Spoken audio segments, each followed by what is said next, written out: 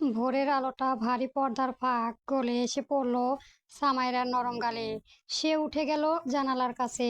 ভারী পর্দা সরিয়ে দিতেই প্রকৃতির এক বিষণ্ণ শান্তভাবে দেখা মিলল। মাত্র দুটো দিনের আগে চেনা পৃথিবীটা আজ তার কাছে বড্ড অচেনা ঠেকছে। কেমন গোলক ধাঁধার মতো মনে হচ্ছে সবকিছুই। সময় বোধহয় তার নিজস্ব গতির চেয়েও দ্রুত প্রস্থানে লিপ্ত।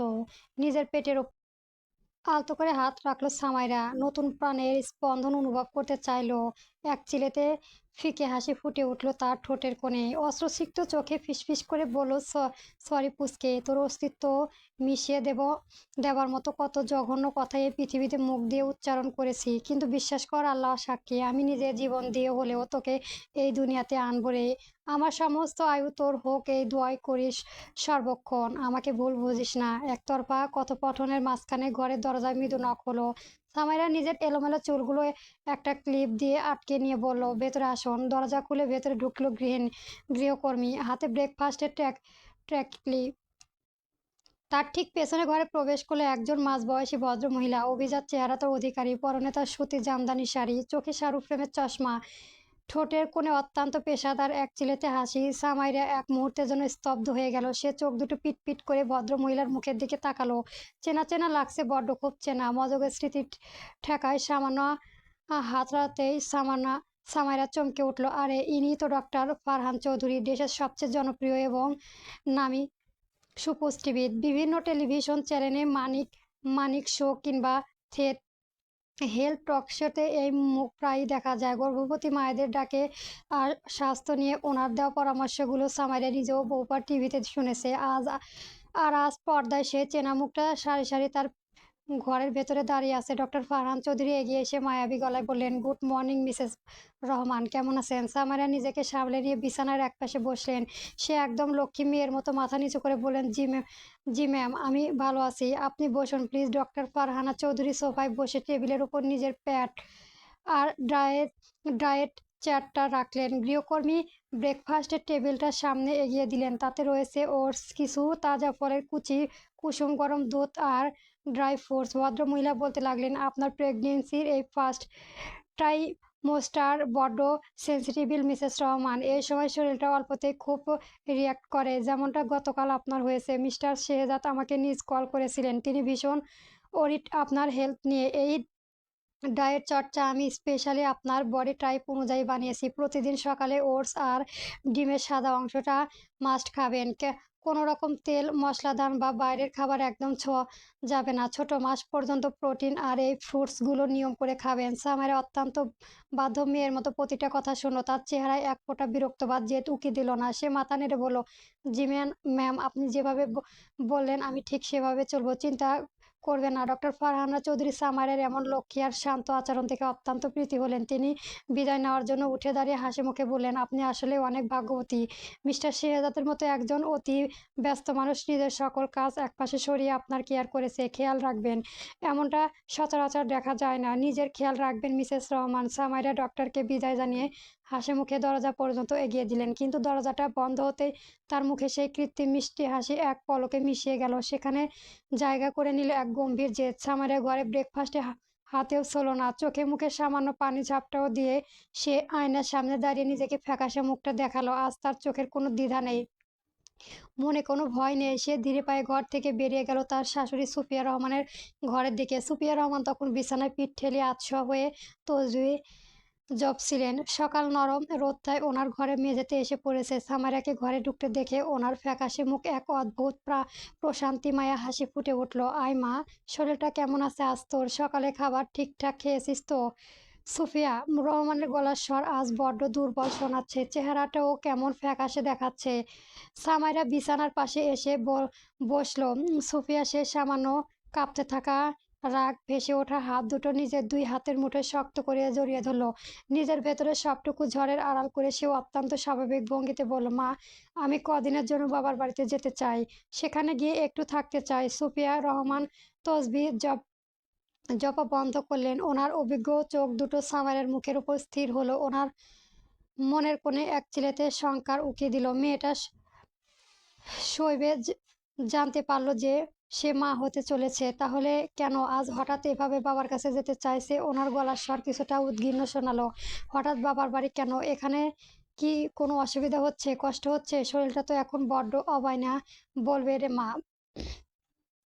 এই ভালো যাবে তো এই খারাপ, দেখভাল তো করতে হবে। এখন কেমন একা একা যেতে চাচ্ছিস? সামারে ওনার চোখের দিকে তাকিয়ে নিজের বুক চিরে আশার দীর্ঘশ্বাস চেপে রাখলো। সে সুফিয়ার হাতে ওপর আলতো করে মাথা রেখে সাহস গলায় বলল, না মা, এখানে আমার কোনো কষ্ট নেই। তাছাড়াও আপনি তো আমাকে নিজের মায়ের মতোই আগলে রেখেছেন। কষ্ট হবে কেন? আসলে বাবাকে অনেক মিস করছি। মনটা খুব ছটফট করছে। অনেকদিন বাবার কাছে থাকা হয় না। এই অবস্থায় বাবার কোলে মাথা রেখে থাকলে হয়তো মনটা একটু ভালো লাগবে। সুফিয়া রহমান সামাইরার চুলের বিলি কেটে দিল। একজন বাবার জন্য মেয়ের এই আকুতিতে তিনি কিভাবে অমত করবেন? তিনি সামাইরার মুখের দিকে তাকিয়ে জিজ্ঞেস করলেন, ঠিক আছে মা, তা কয়দিন থাকবি সেখানে? সুফিয়া রহমানের এই সহজ প্রশ্নের কোনো উত্তর সামাইরার কাছে ছিল না, কারণ সামাইরা তার একটা দিনও শেহজাদের খাঁচায় বন্দি থাকতে চায় না। সে শাশুড়ির প্রশ্নের কোনো উত্তর না দিয়ে চুল চুল চুপ করে রইল। চোখের পলক নামিয়ে নীরবতার চাদরে জড়িয়ে নিল নিজেকে। সুফিয়া রহমান সন্দেহ লুকিয়ে সামাইরার এই নীরবতাকে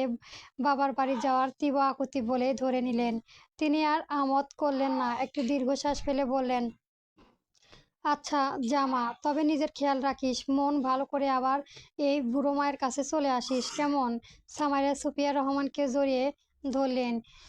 কি পবিত্র একজন মানুষ, ঠিক শুভ মেঘের মতো ফুরফুরে। নিজের ঘরে ফিরে এসে সামাইরা আয়োজন করে ব্যাগ গোছালো না। আলমারি থেকে মাত্র দুটো সাধারণ জামা একটা ছোট হাত ব্যাগে পুরে নিল। ভিলায় বিশাল পচরে তখন শেহজাদের কোটি টাকার মার্সিডিজগুলো সারিবদ্ধভাবে দাঁড়িয়ে আছে। তবে সামাইরা সেগুলোর দিকে এক পলক তাকালোও না। সে অত্যন্ত দৃঢ় পায়ে স্কাইলাইট ভিলায় সে বিশাল প্রধান ফটক পার হয়ে পিচ ঢালা পথে এসে দাঁড়ালো। চারপাশে কোলাহলের মাঝে সে হাত উঁচিয়ে একটি খালি সবুজ সিএনজি অটো রিকশাকে ডাকলো। সিএনজিটা থামতে সে পেছনে সিটে গিয়ে বসলো এবং ড্রাইভারকে তার বাবার বাড়ির ঠিকানা দিল। ভিলার প্রধান সিকিউরিটি গার্ড ততক্ষণে শেহজাদকে ফোন করে খবর পৌঁছে দিয়েছে, স্যার, ম্যাডাম একা একটা সিএনজি নিয়ে ভিলা থেকে বের হয়ে গেছে। আমরা কি ওনার সিএনজি আটকে ফিরিয়ে আনবো? স্যার, কয়েক সেকেন্ডের জন্য ওপাশে লাইনে শুধু শেহজাদের ভারী নিঃশ্বাসের শব্দ শোনা গেল। গতকাল রাত থেকে ওষুধ খেয়ে অফিসে অন্ধকার টেবিলে বসে থাকা শেহজাদের গলার স্বর বেশ মৃত শোনালো। আটকানোর প্রয়োজন নেই, শেহজাদ ঠান্ডা গলায় বলল, তবে গোটা রাস্তা আমাদের কোনো লোক যেন ওকে চোখে চোখে রাখে। দূর থেকে ফলো করতে বলো, একটা আঁচ যেন ওর গায়ে না লাগে। প্রায় 24 ঘন্টারও বেশি সময় ধরে শেহজাদ রহমান চৌধুরী তার অফিসে ব্ল্যাক আউট গ্লাসে ঘেরা কেবিন থেকে এক পা ও বাইরে বাড়ায়নি। ডক্টর নাফিসের দেওয়া সেই কড়া ডোজের অ্যান্টি সাইকোটিক আর ডিসেটিভ ঔষধের শুধু নিয়ম করে গিয়েছে। এই ঔষধগুলো কেমন অদ্ভুতে বোধহয় জাদু জানে। মানুষের মনের ভেতরে কতগুলো কি সুন্দর অবশ করে দেয়। সামারা বলা প্রতিটা বিষাক্ত শব্দ শেহজাদের মগজে এখনো প্রতিদ্বন্দ্বিত হচ্ছে, কিন্তু মস্তিষ্কে চলা রাসায়নিক তীব্রতায় সে কোনো কষ্ট অনুভব করতে পারছে না। নিজেকে রোবটের ন্যায় ঠেকছে, অনুভূতিহীন। বিকেলে অন্তিম লগ্নে সে বাড়ি ফিরল। সুফিয়া রহমান ড্রয়িং রুমে বড় সোফায় বসে ছেলের জন্যই অপেক্ষা করছিলেন। শেহজাদের পায়ের শব্দ পেতেই তিনি চোখ তুলে তাকালেন।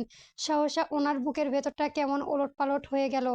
নিজের ছেলেকে চেনা দায়। একই অবস্থা হয়েছে তার। এ যেন কোনো মানুষ নয়, বরং পাথরের তৈরি ভাঙা মূর্তি।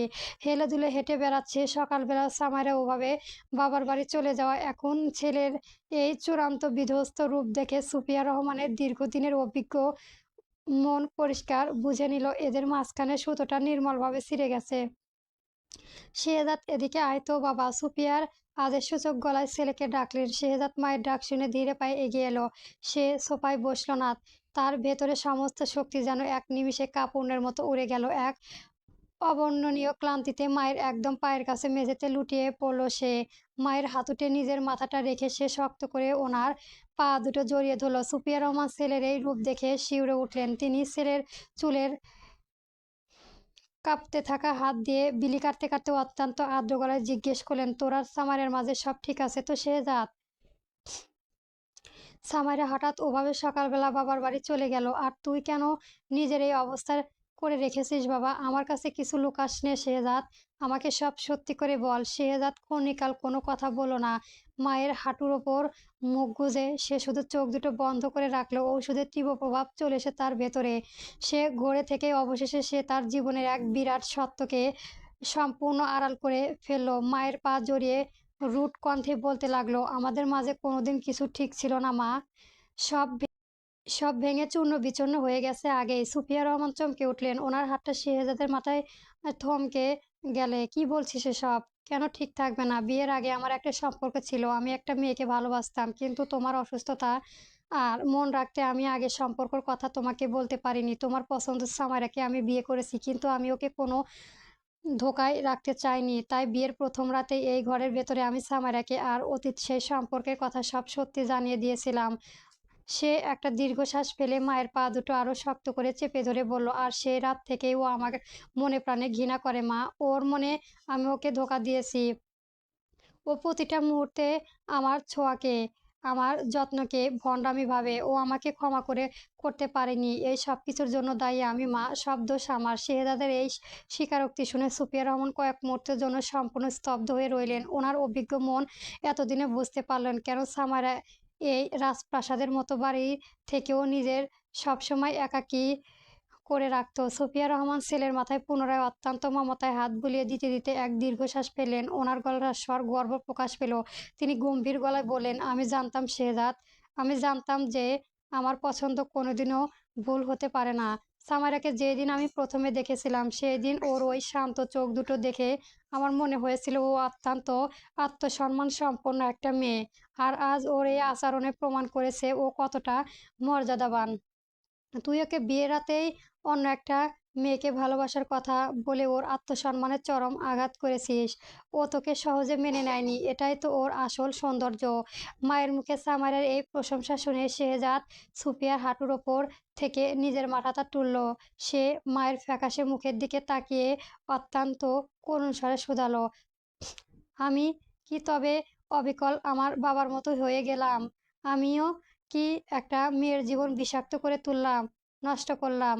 আমি বাবার মতোই জানোয়ারের পরিণত হয়েছি মা?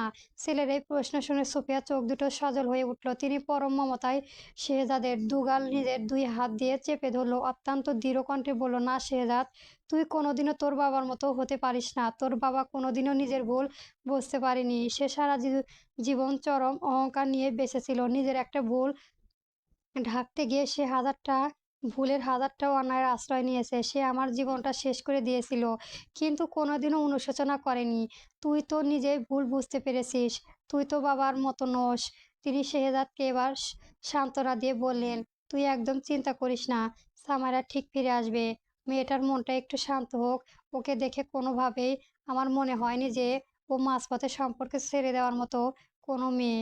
ও তোকে ভালোবাসে বলেই হয়তো তোর ওপর ওর রাগটা এত বেশি। অভিমান কমে গেলে ও আবার তোর বুকে ঠিক ফিরে আসবে, তোকে ক্ষমা করে দেবে। তুই দেখিস। প্রতি উত্তরে শেহজাদ হাসলো, কারণ তার সরল মা তো জানেই না যে তাদের তথাগত এই বৈবাহিক সম্পর্কটা সম্পূর্ণ আইনিকভাবে এক চরম সীমান্তের উপরে এসে দাঁড়িয়েছে। সামাইরা মুক্ত স্বাধীন। শেহজাদ মায়ের পা থেকে নিজের মাথাটা সরিয়ে নিয়ে মেঝেতে সোজা ঘরের শূন্য দেওয়ালের দিকে তাকিয়ে মনে মনে ফিসফিস করে বলল, ও আর ফিরে আসবে না মা। ও কোনোদিনও আমার বুকে আসবে না। আমাকে মাফ করবে না। ও আমাকে ঘৃণা করে। আমিও ঘৃণারই যোগ্য। কিন্তু ও আমাকে ঘৃণা করে ভালো থাকুক। আমি না হয় এই অন্তত অন্ধকারে নরকেই জ্বলে পুড়ে মরি, অভিশপ্ত হয়ে বেঁচে থাকি। পরবর্তী গল্প পেতে আমার চ্যানেলটি সবার আগে সাবস্ক্রাইব করে রাখবেন। ধন্যবাদ। গল্প তুমি এলে অবেলায় চলবে।